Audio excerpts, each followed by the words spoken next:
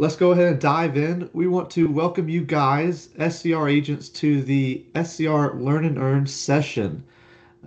This is a beautiful series that we've started recently, wanting to provide you guys with more educational pieces and covering certain topics just to expand your knowledge. So, a little bit of our goal with Learn and Earn, if y'all are new to this, it's really something that we truly believe that learning leads to success. And also it's always fun to just get nice rewards while doing that. So um, we're gonna have tons of these coming out in the near future, different topics, different affiliate partners, just like Ryan Reid with Weissman PC today. It's very simple how it works. You join, you learn and engage, and you can get a chance to win some cool merchandise and some prizes at the end, which is always a fun time. Today's session, what we're going to be talking about, oops, excuse me, my whole PowerPoint just jumped to the edge. Let me just flip through that real quick. You just got a sneak peek. Today's session is a wonderful partner of ours. We've been in business with Ryan Reid and Weissman PC for quite some time. Ryan is an amazing attorney who's been in the real estate industry for a very long time. Several of you guys probably have chatted with him on the phone or in person or at some of the realtor events in our industry. But today's topic is who gets the earnest money. And as we all are aware that earnest money is a tricky topic and different scenarios come into play of who's going to be rewarded and earning the earnest money back if the transaction ever does terminate or goes south. So some of these PowerPoint slides that we're going to go through are just a bunch of different options that we're going to cover, which I think will help you out and hopefully bring you more knowledge and ensures a smoother transaction in the future. So I'm going to pass it on over to the one and only Mr. Ryan Reid. Thank you. Yeah, so today we're talking about earnest money and some of the scenarios and situations that can come up regarding earnest money. And really, everything today is going to be scenario based. And I want to tell you at the outset, these scenarios are not cut and dry. And the reason is because in so many instances, when these earnest money disputes come up, the situation is not a cut and dry situation. And the goal of today is not to give you like a checklist of in this scenario, I'm going to get the buyer's going to get it. In this scenario, the seller's going to get it. But more to get you thinking about earnest money and some of the things that can come up, some of the problems that could come up, and some of the ways to plan ahead with some solutions here to make sure your clients are protected. So saying that, I'm going to probably try and get you guys to jump in and give some answers. And I want to tell you, don't feel bad if you don't get the answers right, because on some of them, there's not necessarily a right answer. But I do want to get some participation from you guys just to get you involved, because it's more fun that way. So without further ado, we'll step into the first one here. And this one is a new one, because as you guys know, the 2025 GAR contract put in a new provision regarding the state of emergency that the governor can declare. And so essentially now, if the governor declares a state of emergency, any deadlines that fall within that state of emergency are extended by the number of days that the state of emergency goes. So if you're supposed to be closing during the state of emergency, that's automatically extended so that you would close after the state of emergency is done. So our first scenario, we're going to deal with that. So in this made-up scenario, Governor Kemp declared a statewide emergency from January 9th through January 14th due to a storm. The parties signed the 2025 GAR purchase and sale agreement on January 10th. That contract has 5 days due diligence included. The buyer on January 16th, relying on the due diligence provision, terminates the contract. So if you're looking at the dates there and you're doing the math here, you see that by the dates in the contract, that termination is 1 day late, but there's a state of emergency that's declared. So question is, who gets the earnest money? I want to throw this out there to anybody who wants to jump in and take a stab at it. And again, don't feel like you should get this right or wrong. It's more for discussion than anything. Anyone? Oh, come on. Let's see. I'm gonna pick somebody at random. Oh, I'm not gonna pick somebody at random. I'm gonna pick Michelle Small. Michelle, I know you're on here. Come on, jump in and give it a stab. I'm here. I have a quick question. When's the binding date? Oh, so the binding date was during the state of emergency. They signed it on January 10th, and we're assuming that they bound it on January 10th as well.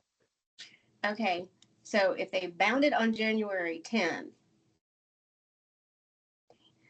5 days is actually 15th would be your actual date. However, if you have the provision, depending on what the provision signs and for how many days that provision signs, it gives you that extra time. So I would say that the due diligence or the earnest money would go back to the buyer as long as there's nothing else that is conflicting to cause problems or issues in that manner. But I don't know all the facts, so that's just an educated guess. That is such a lawyerly answer. But I like the way you're thinking there, because that's exactly, and that's exactly what you need to be thinking in this scenario. So, and in this scenario, and we can go on to the next slide, Jason. In this scenario, really potentially this could go either way, but the most likely answer is that the seller would get the earnest money, and here's why. So the purchase and sales agreement states that all the deadlines automatically extend for the number of days the state of emergency is declared. But that rule is somewhat questionable when the binding agreement date is in the middle of an existing state of emergency, because the purchase and sales agreement states that the parties can agree in writing not to extend the deadlines. So there's an argument that by entering the contract during the state of emergency, that is agreeing not to extend the deadlines in writing. And the contract arguably acts as a written agreement not to extend. So yes, Michelle, hands up, fire away. Okay, so hold on a second. What if it's a timing issue, as in your binding agreement has been sent over, and then during that portion, it gets put into a state of emergency, and you're kind of like, hello, that's borderline. So I've got massive questions there. Yeah. So, and that's a good point. So in that scenario, you're bound already, and then the state of emergency is declared, then it automatically extends because you've not agreed in writing. You entered the binding agreement date before the state of emergency, not contemplating the state of emergency, and then it happens. So that's going to extend your deadlines. Exactly right. But in this scenario, there's the potential question. So, and really, the point of this scenario is not, hey, let's again check off these boxes for who's going to get it when. It's more of let's think about this and think about what the best practice is in this scenario. And the best practice in this scenario is, if you're entering a contract during a state of emergency, address it at that time when you're entering the contract. So going over to the next slide, you can see this is just a sample special step that you could use in that scenario. And it says no deadline in the agreement shall be extended due to the current statewide state of emergency issued by Governor Kemp on January 9th. The stipulation shall not apply to any future state of emergency for whatever county it's in that's declared by Governor Kemp, if any. So the kind of lesson here is when you're in a state of emergency already, or any other scenario that you need to address, make sure you're addressing that in the contract. And in this scenario, if this stipulation was in there, then there's no gray area. We're eliminating that gray area, and it's very clear that there's no extension. And in this case, the seller would, if the buyer did what they did and their stipulation was in the contract, and the buyer terminates after the due diligence ends, there's no question. Yes, there's a state of emergency, but we've agreed in writing explicitly not to extend. All right. Any questions on that one? All right. Let's look at number 2. So the scenario here is the GAR FHA exhibit containing an amendatory clause is attached to the contract as Exhibit B. The lender requests that the parties sign an amendatory clause on the lender's form. Seller refuses, stating it is unnecessary. The lender won't order the appraisal until the amendatory clause is signed. A week before closing, but after the expiration of the financing contingency, the lender issues a loan denial letter saying they're unable to obtain an appraisal in time to be able to close on the closing date. Seller refuses to sign the T&R because they say the financing contingency act has expired and the mandatory clause cannot be used because the appraisal was never ordered. So in this scenario, who gets the earnest money? Anybody want to take a swing? How about Wendy Henderson? Want to give it a go? You don't have to if you don't want to. All right. Just go ahead and flip over to the next slide then, since nobody's feeling brave. So in this scenario, the buyer is going to get the earnest money because 2 reasons. One, the purchase and sale agreement requires the parties to act in good faith, which means signing documents that are reasonably requested by the lender. The seller has hindered the buyer's ability to get their loan and appraisal by not signing. And they can't, in good faith, just say, I'm not going to sign that because it's not necessary, because they're not obligating themselves to anything different than what they're already obligated. They literally just have to sign a DocuSign that's sent over to them. And they're just being difficult for no reason. They're not acting in good faith. Also, although the financing contingency has expired, the buyer can terminate pursuant to the amendatory clause because the FHA amendatory clause states the buyer is not obligated to close unless they receive an FHA appraisal for the stated amount. In this situation, the lender refuses to order the appraisal because the seller is being difficult and won't sign their amendatory clause that their underwriters are probably requiring. The buyer has not received an FHA appraisal for the sales price. So in that scenario, the buyer's not obligated.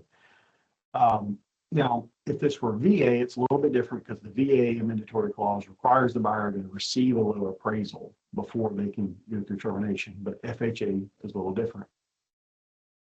So the question is, was the buyer's termination premature? And the answer there is almost certainly not, because the lender has already put in writing that they've denied their loan. They're not going to be able to close in time. They won't have an appraisal in time. It's an impossibility for them to close. So the buyer can almost certainly go ahead and terminate at that point when they know they're not going to get their loan because the seller has refused to act in good faith. So, moral of the story here, parties should cooperate with reasonable requests that don't change the contract terms. And I'm sure you guys have all dealt with a situation at one point or another where the other side is being difficult just to be difficult. And it's not a bad idea to send a pleasant reminder to them that the contract requires them to participate in good faith and to basically do what they need to do to make the contract work. They can't just be difficult and obstinate and make the contract fall apart and then say, oh, it's not on me. That's just not allowed under the GAR contract. So, any questions on that? All right. Let's go to the next one. All right. This is regarding the 8-day unilateral extension. Closing is February 3rd.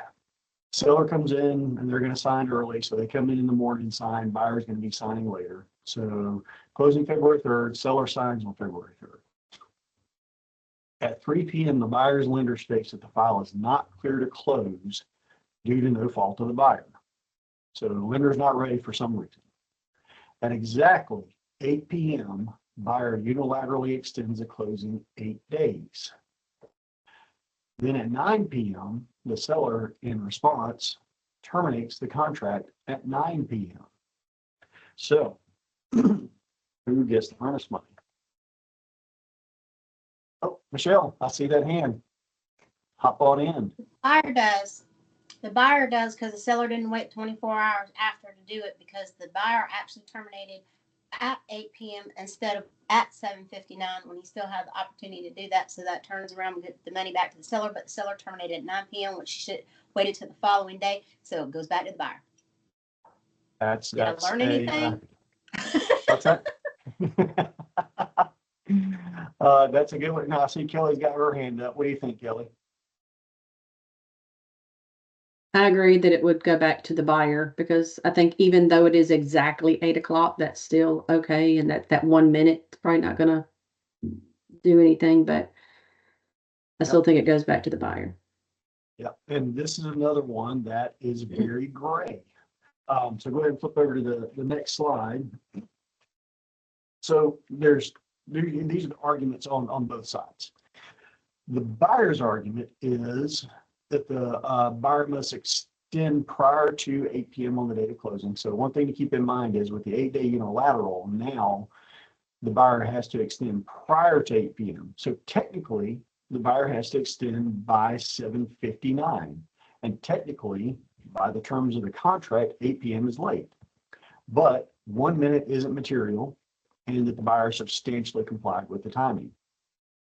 And also, assuming that the buyer sent this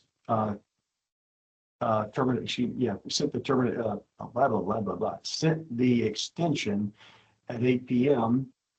and couldn't do it at 8 p.m., they still haven't breached, because trying to extend the closing isn't a breach of the agreement. Because if the seller says, well, you did it at 8 p.m., which was late, so your 8-day unilateral isn't good yet, so you haven't extended and you breached, the buyer can say, I haven't breached, I just tried to extend, and you're arguing that it wasn't good, and even if you're right, I'm not in breach yet, because the closing, the day of closing doesn't end until 11:59. So seller, in responding by terminated prematurely. Now the seller's going to argue that it's impossible to perform at that point because it's 9 p.m. The attorney's office is closed, we can't send wires, et cetera, et cetera. They're also going to argue anticipatory breach. They're going to argue that buyer said in writing that they would not close that day. So you've already breached by saying you wouldn't close, even if your attempt to extend wasn't technically a breach. And they're going to argue time is of the essence in the GAR purchase and sale agreement, and that 7:59 is the deadline and 8 p.m. is late, so you can't extend after 7:59. So this is one of those areas that honestly nobody's going to be able to say black and white, yes or no, you get it or you get it. And what's going to happen is the parties, if there's enough earnest money here, we're talking $50,000 worth of earnest money, the parties are going to wind up suing each other, which isn't fun for us because we're all going to get dragged into that as well. If it's a smaller amount of earnest money, $1,000, they're going to have to figure it out amongst themselves most likely. And that's potentially also going to be ugly. So lesson here, the best practice here is wait until the day after a missed closing to terminate, and make sure you're paying attention to deadlines and always erring on the side of caution with deadlines. So if the buyer had sent that extension instead of at 8 p.m. at 7:30, there's no question they would have been able to extend it 8 days. But because they sent it at 8 p.m., there's now a question. The seller, by terminating prior to the end of the actual day, prior to midnight, then creates the question, well, was that a premature termination? Well, assuming the buyer wasn't able to extend, if the seller had just waited till the next day to terminate, then there's no question that his termination was not premature. It was done after the closing date. Then the only question was that extension good or not? So if we're paying attention to those deadlines and making sure we don't prematurely terminate, we're going to be in a much better position. And that's the biggest issue we see with disputes about terminations are because of early terminations. So always make sure you're waiting until after the closing date to terminate, unless there's a really, really, really good reason to do it ahead of time, and always discuss with us prior to doing that. Questions on that one? Have a good lender that doesn't say you can't close the day of closing. Yeah. Yeah, that's not a good situation to be in when the lender does that, especially when they're saying it's no fault of the buyer. Something has gone wrong and they probably should have known about it before the date of closing. But you know, things happen. One of the things that we see that happens a fair amount of time is everything's great, everything's good to go, but on the date of closing, the lender can't verify buyer's employment. For whatever reason, they can't get the HR department, or HR department won't respond. And I've had closings that had to push because of that, because underwriting required verification of employment on the day of. That's not the buyer's fault, really not the lender's fault, certainly not the seller's fault, but it's beyond everybody's control. And in that situation, that's when the unilateral really comes in handy. All right, so let's go over to scenario 4. All right. In this scenario, the financing contingency expires June 5th. On June 4th, the buyer sends the seller a mutual termination of the agreement because the buyer was denied financing. And he says, I should get the earnest money. On June 5th, the buyer sends the seller a valid loan denial letter from the buyer's approved mortgage lender. Seller refuses to sign the termination. Who gets the earnest money?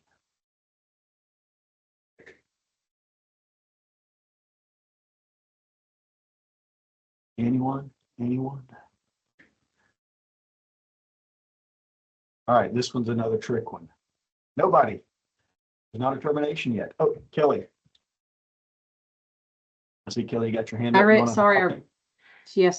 it really fast, but I think that they shouldn't have signed mutual termination. Right. Should have been unilateral. Exactly.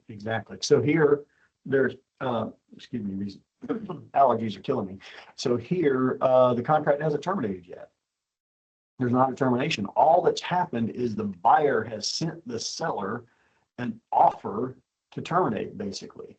They signed a mutual termination and sent it over to the seller and said, hey, I want to terminate this. Do you want to terminate this? And the seller has not signed it and has not agreed to terminate. So a partially executed mutual termination does not equal a unilateral termination. Even if the buyer's intent was to unilaterally terminate, using the wrong form means there's not a termination yet. If the buyer had terminated unilaterally prior to the expiration of the financing contingency, then we're okay. So in this scenario, as a closing attorney, we're wondering what's going on. We're going to reach out and say, hey, we don't actually have a termination here. Is somebody going to terminate? If you're going to do that, do a termination, send it over to us. And once we get that, we can send out a 10-day letter if we're holding the earnest money, if there's no agreement as to the disbursement of the earnest money. So here, nobody gets it yet. So we'll give the next step. We'll go over to the next slide. We add a little bit on to the scenario here. So after the closing, and we're assuming here that the closing date has not been missed yet. We're still within contract.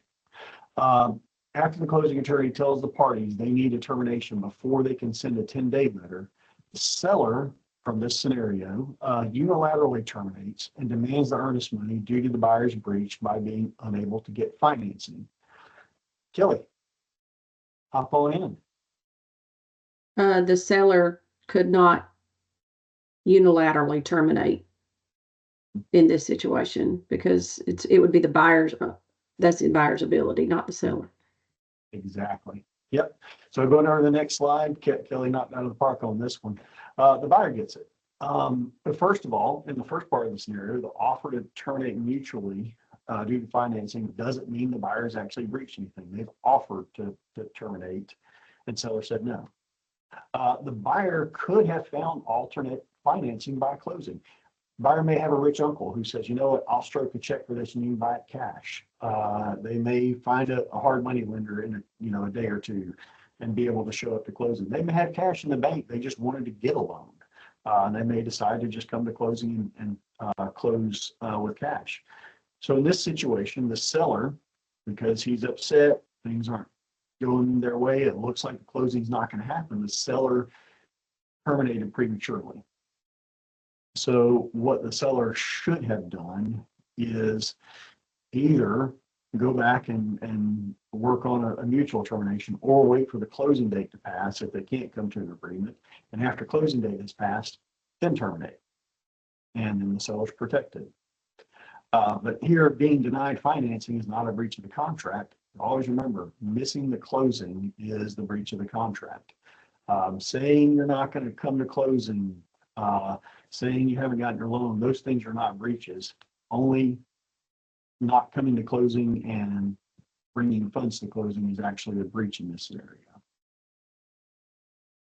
All right. Questions or input on that one? All right. We're getting through this quick. All right, scenario 5. This is an unresolved amendment to address concerns for broken railing. So in this scenario, the buyer sends the seller the amendment to address concerns during the due diligence period, asking the seller to replace 2 windows and to fix a broken railing. The seller crosses out the window stipulation, initials it, and returns it to the buyer on the last day of due diligence. Buyer gets it, they agree, and they initial the change. Buyer's agent then sends the fully executed amendment to address concerns back to the seller's agent the next morning. The day of closing, the buyer terminates because the seller didn't fix the railing per the amendment to address concerns. Who gets the earnest money? If y'all want to read that one again, feel free. This one's got a lot to it.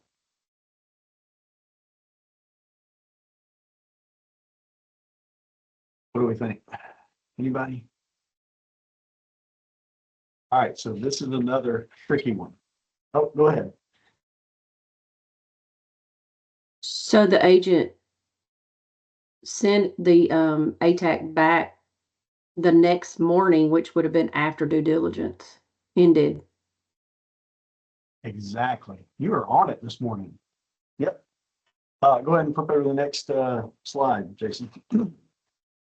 So you'll see in the amendment to address concerns, the highlighted portion here. It says, if this amendment does not become effective during the due diligence period, it shall become null and void and of no legal force and effect. So that's exactly right. The parties were in agreement during due diligence. The problem is that since the amendment to address concerns was not sent back in time, it was sent back outside of due diligence, the amendment to address concerns doesn't exist.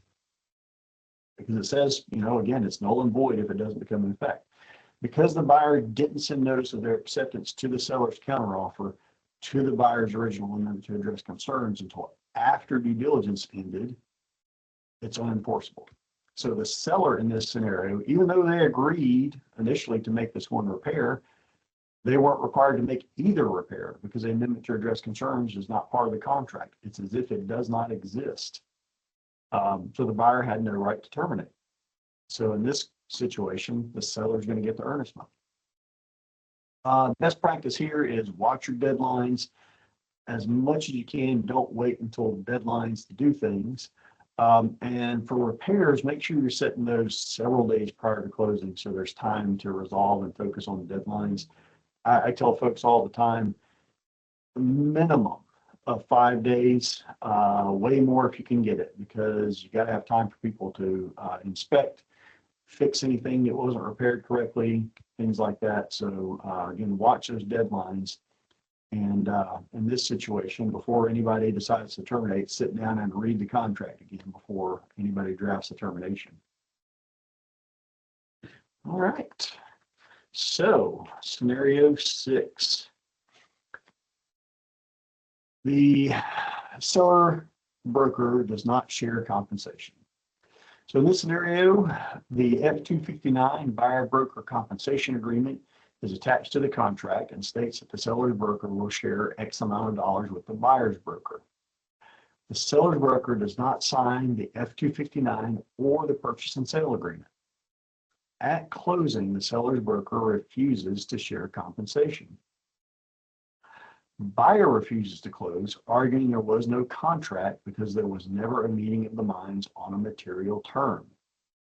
The seller terminates the day after the scheduled closing date. The seller argues that the contract is valid even if the brokers didn't sign it, and the buyer breached the agreement by refusing to close. So, who gets the earnest money in this scenario?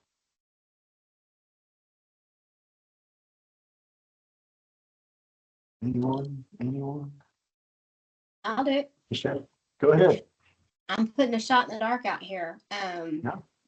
Because the contract's between the actual seller and the buyer. So whether the broker signed it or not doesn't really mean anything. However, the seller terminated the day after the contract. So I'm going to say that the money goes to the seller. That is a good argument. But there's a but on this.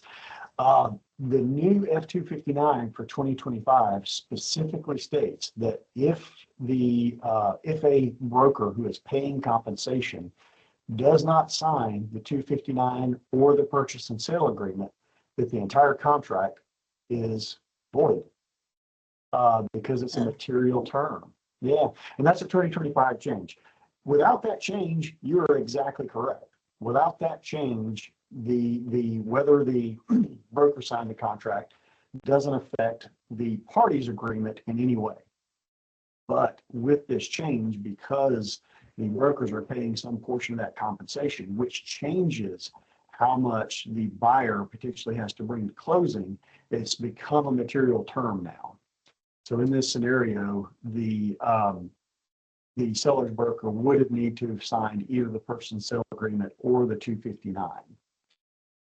If they had signed either the purchase and sale or the 259, then the seller's broker is obligated, and refusing to share compensation would be an issue at that point, and they're obligated, and buyer can't just refuse to close at that point.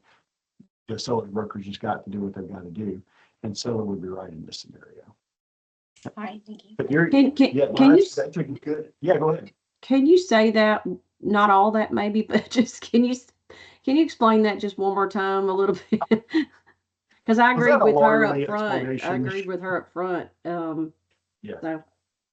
Yeah, and again, because Michelle's analysis was absolutely spot on, but for that change in 2025 in the F-259. So the answers here on the next slide that Jason just flipped us over to. Here the buyer gets it because the purchase and sale agreement without the broker's signature isn't binding. So the 259 is attached, becoming part of the contract. And the 259, in this scenario, the seller's broker had agreed to pay some portion of the compensation.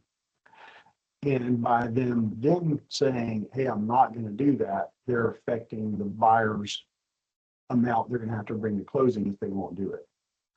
So now, if the 259 is part of the contract, the broker has to either sign the contract, because the 259 is part of the contract, and by signing the contract, they're accepting that, or sign the F-259. Now, best practice is to sign both of them in that scenario. Now, the other thing that you can do, and really where we're probably headed and where the Department of Justice wants us to go with all this is to have the seller pay the compensation instead of the seller's broker paying it. Which for years now we've done 6% to the seller and then the seller's, 6% to the seller's broker, and then the seller's broker will share 3%, which is what most people are still doing now because it's what we're used to. But we think in the future, the better practice is going to be seller pays 3% to their broker, and if the seller agrees to pay some portion of the buyer's compensation, the seller would pay it directly rather than go through the seller's broker. Because then we're getting out of the scenario of sharing and steering and all this other stuff that the Department of Justice is complaining about. And also in that scenario, we don't have to worry about the broker signing the F-259.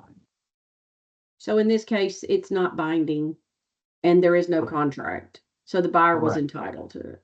Exactly. Yep. The Okay. buyer can say, because this material term wasn't agreed to by the broker who is paying some portion of the compensation, so therefore it's a material term, we don't have a contract. And that's solely because the F-259 made it so, because it would affect the buyer's bottom line. This one was a hard one too. So, all right. So scenario 7. Evidence of buyer's ability to close. So on the final day of the buyer's financing contingency, the seller demands evidence of the buyer's ability to get their loan. The buyer doesn't provide it and doesn't terminate. The next day, the seller terminates because the buyer failed to fulfill their financing contingency by the end of the financing contingency period. So in this scenario, who gets the earnest money?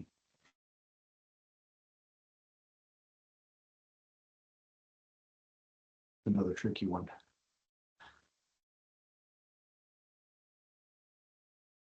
All right, we're going over to the answers. All right, in this scenario, the buyer is going to get the earnest money because the seller has terminated without the ability to do so.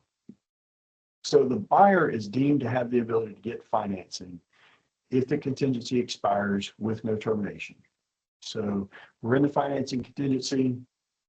The buyer during that time does not terminate, doesn't say I'm not getting my loan, anything like that. Financing contingency expires.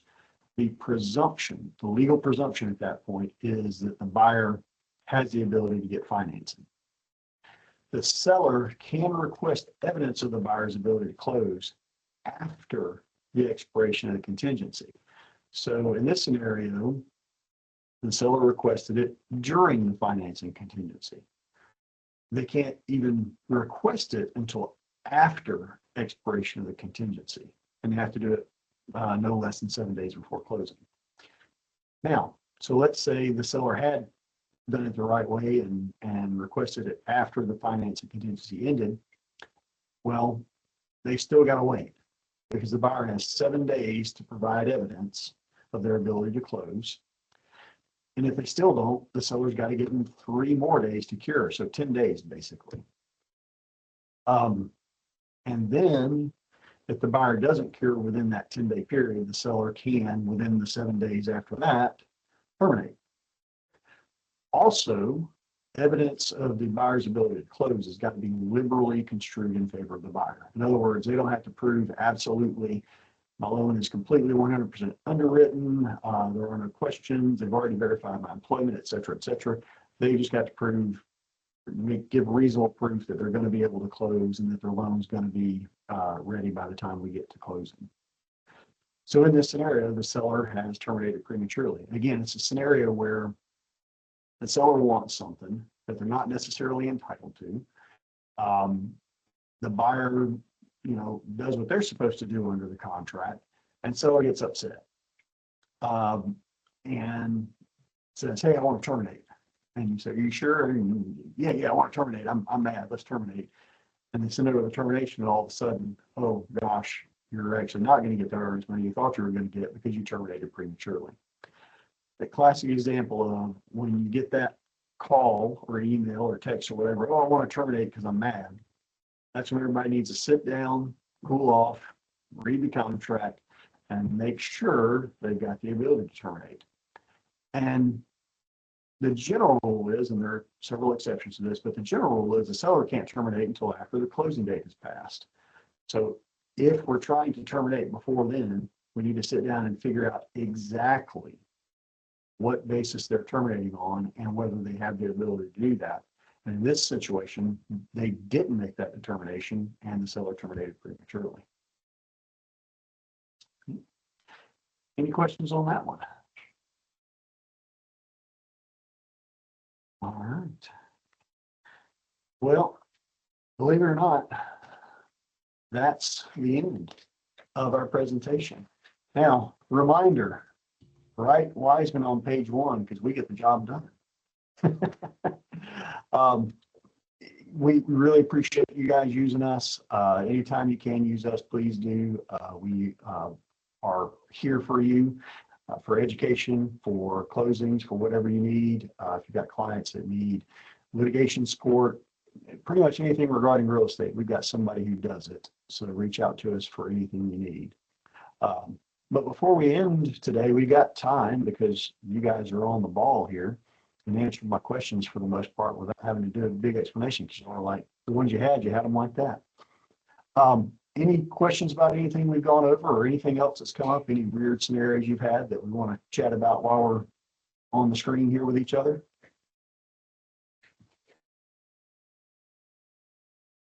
All right. Well, Jason, you got any final thoughts? Well, it was obviously a great session, and thank you, Ryan, for going over the wonderful topic of earnest money. I'm sure everybody here has dealt with a transaction and thought, who is going to get this earnest money back? So those scenarios were great to cover. I think you did a great job of explaining, remember to always check your dates, read over those TNR agreements to make sure that whoever is trying to terminate can terminate. And of course, if you have questions before you get to that point, you can always reach out to Ryan or any attorney at Weissman PC and kind of run through that scenario. But honestly, Ryan Hamby and I always talk about this. The best person to ask is the holder of the earnest money. They're going to be the one that deems who's going to be rewarded by the end of the day. So wonderful time, Ryan. Great job going through those scenarios. It is now time for prize time, the fun stuff, right? Hopefully you guys join to actually learn something and get some education and see Ryan and I's beautiful faces. But if you came for the prizes, we do have some cool merchandise from SCR and Weissman that we're going to be providing 3 lucky agents today. So let me pull up our random wheel generator, see who got them today. Our first pick is Michelle Smalls. Yeah. Woo woo. Okay, number 2 is Tony Wilson. Congrats, Tony. There you go. And then lastly, Kelly Jones. Guys, we will be sending you some wonderful merchandise and prizes in the mail, so keep an eye out for that. But of course, come back. We will have more Learn and Earns. We also are going to probably have a few in the upcoming months in person. So we're excited to have more of our affiliated partners join us and provide us wonderful real estate topics. And of course, if you have questions regarding more about earnest money that we talked about today or any other topics, feel free to reach out to SCR staff. We're here to help and always enjoy being in business with you guys. And of course, we enjoy being in business with Weissman PC and Ryan Reid. He's a wonderful attorney. So if you got questions, reach out to them. Of course, write them on page 1 on your purchase and sale agreement. They're the best closing attorneys in the state of Georgia, hands down. They will get the job done for you. So we will be posting our next Learn and Earn session probably on Monday. So stay tuned to that. We're excited to have more of these in the near future. And of course, hand out some more cool prizes. So that is all for today. Again, thank you, Ryan. You did an amazing job, and we'll have you back on and to do another session with us in the near future. Hope you all have a wonderful day. Okay, guys.